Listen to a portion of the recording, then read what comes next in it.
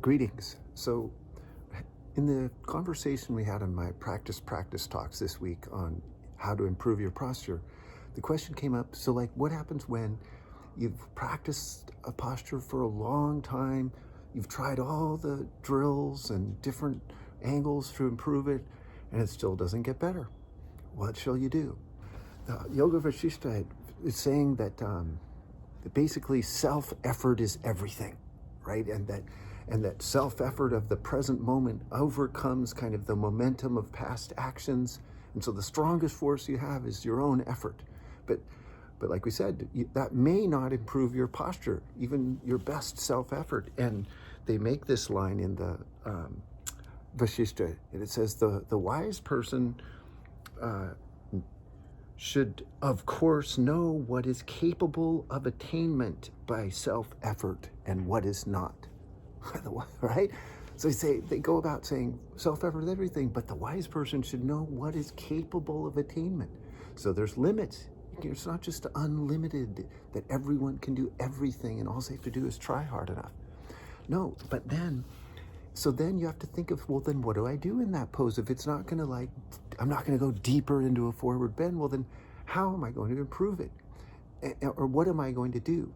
And there's all kinds of consciousness to awaken that don't have to do with getting a better forward bend. And I love that. So a little bit further along, it says that it kind of defines self-effort. And it says that alone is self-effort which springs from, self-effort springs from right understanding that manifests in one's heart. Okay, so it comes from within you, how to direct your efforts in that asana, and what constitutes improvement. Okay, and so it's much more subtle than just a kind of external idea of what progress in a pose, right? And then it says the understanding that manifests in one's heart, which has been exposed to the teachings of the scriptures. So it springs from your heart, but you've also kind of steeped yourself in yoga to prepare the soil of your heart to understand. Okay, and then it also says that this amazing thing. So it says, you indeed are consciousness itself, and not inert physical matter.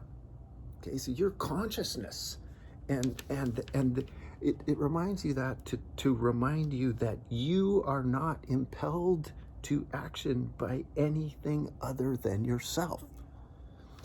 You see, and this is where that it has to spring forth from within you, the idea of what constitutes excellence and what you're actually supposed to do in that pose. And then they give you a little clue, though, because they go, hence you are free to strengthen the pure latent tendencies in preference to the impure ones. See, and that's what the holy ones emphasize: persistently tread the path that leads to the eternal good. Okay, and see, this is so cool, because you're given the body, you're given this body, these senses, these very individual parts that make up you, and the universe is not cruel, so it doesn't give you a stiff forward bend meanly. No, you've got what you need to pursue the eternal good, and so you just dig that pose every day and be receptive to the springing forth of the right understanding of how to tread the path towards the purity, away from the impurity. Yeah.